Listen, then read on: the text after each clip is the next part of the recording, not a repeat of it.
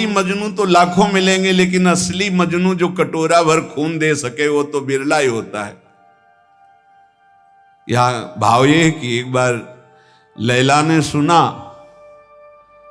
कि मजनू हमारे प्रेम में बावरा न खा रहा है न पी रहा है, तो वो तो बहुत ऐश्वर्य संपन्न घर की थी, तो उन्होंने पूरी बाजार में ऐलान करवा दिया, मजनू जो भी खाए पिए उसको जो बाजार में पाए हमारे पास आवे, सारा हिसाब हम देंगे। ये ऐलान जब सुना तो लाखों मजनू तैयार हो गए, कोई जलेबी पा रहा है, कोई दही पा रहा है, तो हर दुकान से हजारों लाखों का बिल, और ऐसे सैकड़ों दुकानों से वो तो आदेश कर दिया था सबका हिसाब हो जाता। एक दिन प्रार्थना की खजांची ने कि करोड़ों रुपया जा रहे हैं महीने में मजनू की सेवा में, तो उन्होंने कहा मजनू और करोड़ों रुपया, अरे वो विरह में कुछ खा ही नहीं सकता तो कैसे करोड़ों रुपया। बोले लाखों मजनू तैयार हो गए हैं, ठीक है, असली मजनू की पहचान कल हो जाएगी। बोलू लैला मिलना चाहती है मजनू से अमुक मंच पर। अब तो जो देख भी नहीं पाते थे वो भी जो मजनू बने हुए रबड़ी रसगुल्ला वाले मजनू थे वो सब आ गए। चाकू निकाली और कहा मेरा मजनू मेरे लिए छाती का खून दे। जितने रबड़ी रसगुल्ला वाले थे कदम पीछे सरकने लगे, और जो असली मजनू था वो आया और ऐसे हाथ से चाकू ली और कहा आज मेरा जीना सार्थक हो गया, क्योंकि तुम्हारे किसी काम में आ गया। और जो ये से मारने किया, पकड़ लिया, कहा असली मजनू है। तो वहां कह रहे हैं कि दूध और रबड़ी पीने वाले तो लाखों मजनू तैयार हो जाते, लेकिन असली मजनू जो एक कटोरा खून दे सके वो तो बिरला ही होता है। ऐसे ही कह रहे कि रबड़ी रसगुल्ला खाना, प्रणाम नमस्कार करना, भेंट लेना लाखों भगत, लेकिन भगवान के लिए जीवन अर्पित करने वाला, भगवान के लिए तड़पने वाला, भगवान के लिए अपना सर्वस्व न्यौछावर करने वाला, ऐसा तो कोई बिरला ही प्रेमी होता है। ऐसा भक्त ईश्वर के से भी बढ़कर है।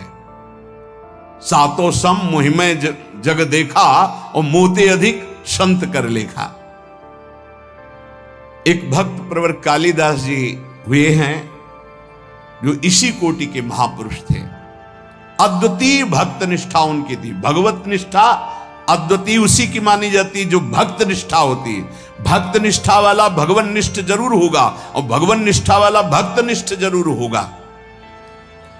कालिदास जी श्री रघुनाथ दास गोस्वामी के गांव से 1.5 कोस दूर रहते थे, उसी कुल के थे, और ठीक वैसे ही भक्ति थी जैसे पूज्य रघुनाथ दास गोस्वामी की। भगवान नाम में इनकी इतनी निष्ठा थी कालिदास जी की, उठते बैठते सोते जागते खेलते हंसते बात करते हर समय इनकी जिह्वा पे नाम चलता रहता। अगर ये कुछ बोलते तो पहले नाम बोलते फिर चर्चा करते। देखो प्रायः सत्संग में कहा है कि अगर आप नाम जापक उपासक हो तो चिंता मत करो, पर आपको जब बात करनी तो पहले धीरे से बोलो राधा, फिर बात करो, बीच में फिर बोलो राधा, फिर जब बात का विश्राम करो राधा। अगर इतनी सावधानी रखोगे तो पूरी बात जो आपने की वो भजन हो जाएगा आपका। कोई कार्य प्रारंभ कर रहे हैं राधा, कार्य के बीच में बोलो राधा राधा, कार्य के समापन में बोलो राधा, और वो कार्य समर्पित, वो भगवत प्राप्ति करा देगा। आप बात को पकड़िए। वो किसी बात को बोलने के पहले नाम बोलते थे। वो भगवत नाम के बिना तो बोल ही नहीं सकते थे, पहले बोलते थे राधा। ये भक्ति की पहचान है। विभीषण जी जब उठे तो राम राम राम, हनुमान जी ने राम नाम ते सुमिरन कीन्हा, हृदय हरसी कपि सज्जन चीन्हा, ये सन हठ करी हो पहचानी, साधुते हो लका। ये संत है क्योंकि सो के एकदम उठते हुए बोला राम राम, ये भक्त का लक्षण है। ऐसा सबको करना चाहिए। नींद खुले तो पहले भगवान नाम उच्चारण करते हुए ही पृथ्वी को प्रणाम करके पैर रखना चाहिए। अद्भुत नाम निष्ठा थी कालिदास जी की। बिना नाम के वो बात ही नहीं करते थे। पहले नाम उच्चारण, और ये नाम उच्चारण, नाम में प्रीति कहां से प्राप्त हुई? बहुत सूक्ष्म बात है। इनकी भक्तों में बहुत बड़ी प्रीति थी, इसी से इनको नाम में इतनी प्रीति हुई। अब आजकल कोई बिरला ही ऐसा होता है जिसको किसी भक्त की प्रशंसा सुन के ईर्ष्या ना होती हो, जबकि हमारी भक्ति का स्वरूप यह है कि किसी को सुने कि वो नाम जप कर रहा है, उसका बड़ा यश हो रहा है, वो ऐसा है, तो हमारे अंदर लालसा होनी चाहिए कि इनकी चरण रज माथे पे लगाएं, कभी इनका जूठन मिल जाए, कभी इनका चरणामृत मिल जाए। ये भक्तों की बात थी। हमारे अंदर क्या होता है, अहम प्रदान होता है, तो लगता है क्या है, इतना हुआ, क्या हुआ, वो उससे मात्सर्य और ईर्ष्या प्रकट हो जाती है। ये भगवत विरोधी वार्ता है। अंदर ये बात नहीं आनी चाहिए। जहां वो सुनते कि अमुक जगह भक्त बहुत नाम जापक हैं, तो बहुत धनी थे, पर साधारण वेश में छुप करके जाते कि बिल्कुल ऐसे दीन गरीब बन करके, और उनकी सेवा करते। भक्तों को अच्छे अच्छे पदार्थ खिलाने में उन्हें परमानंद का अनुभव प्राप्त होता। और ऐसा सिद्धांत भी है कि जैसे गर्भवती मां को भोजन पवाओ तो बच्चे को अपने आप पहुंच जाता है, ऐसे हृदय में हृदयस्थ विराजमान भक्तों के प्रभु हैं, तो भक्तों को पवाओ तो प्रभु का अपने आप भोग लग जाता है। भक्तों के मुख से प्रभु बहुत आनंद पूर्वक पाते हैं। भक्तों को जब श्रद्धा पूर्वक सुस्वाद प्रसाद पवाया जाता है, तो उसके स्वाद का अनुभव स्वयं भगवान श्री कृष्ण करते हैं। भक्तों को जब पवाया जाता है, भगवान को अपने भोग लगाने से इतनी प्रसन्नता नहीं होती जितना संतों के भोग लगाने से होती। इसी बात को एक भक्त ने पकड़ लिया और संतों को पवाना शुरू किया श्रद्धा से। अब उनके पास एक सीमित अर्थव्यवस्था थी। अगर संतों को पता है कि बहुत श्रद्धा पूर्वक यहां प्रसाद पवाया जाता है, तो बिना बुलाए भी कृपा करके आने लगते हैं। वहां खूब संतों का आगमन होता और बनवा के पवाते। धीरे धीरे संपत्ति राधे श्याम। अष्ट धातु के ठाकुर जी थे, तो ठाकुर जी की जितनी सेवा पात्र थे स्वर्ण चांदी के जो थे, सब बेचकर संत को पवा दिया। ठाकुर जी से कहा, कल अगर संत आए और व्यवस्था नहीं हुई तो सरकार आपको बाजार में ले जाएंगे, वो आपको बेच देंगे, क्योंकि संत भूखे नहीं जाएंगे, वो आप ही रह गए, वो हमारी संपत्ति। भगवान ने कहा कि हमारे संबंध से तो संतों को, बस आप संतों के पाने से प्रसन्न होते हैं, ये मैंने सुना है। आप अपने भोग लगाने से उतना प्रसन्न नहीं होते, तो अब कल संत आएंगे, अगर उनके भोग की व्यवस्था नहीं हुई तो तैयार रहना, हम आपको बाजार में बेच देंगे। भगवान हंस दिए और कहा, जो संतों की सेवा करता है उसके यहाँ ऐश्वर्य की कमी नहीं रहती।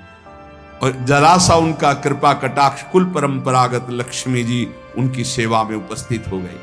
तो जो श्रद्धा पूर्वक भक्तों को सुस्वाद पदार्थ प्रसाद पवाते हैं, भगवान भक्तों की जिह्वा से पान करते हैं।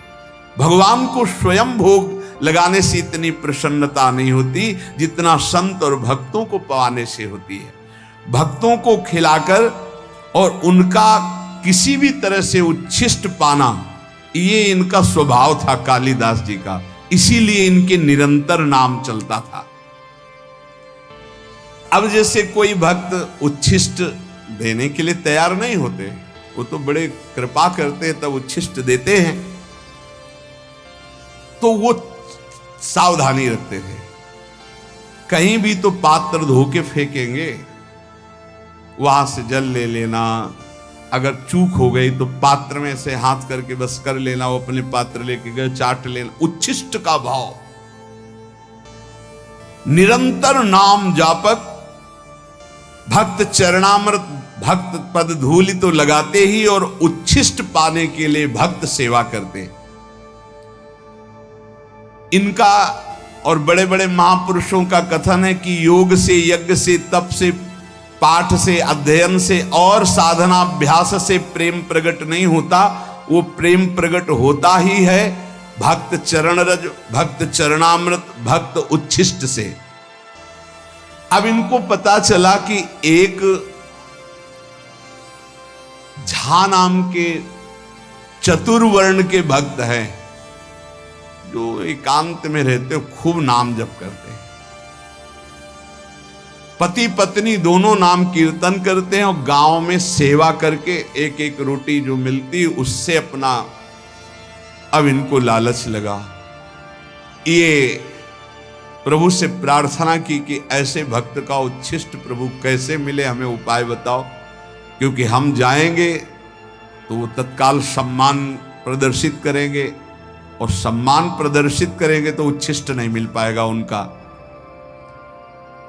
भगवान से प्रार्थना की, तत्काल युक्ति आई साधारण वेश में, और उस समय आम का समय था तो बड़े बड़े आम लेकर के घर गए। प्रतिष्ठित कुलोद्भूत कालिदास को देखकर अपनी टूटी फूटी झोपड़ी में वो दंपत्ति तो आश्चर्यचकित हो गए, हाथ जोड़कर कांपते हुए कि भगवान आपके लायक हमारे घर में बैठने योग्य जगह भी नहीं है।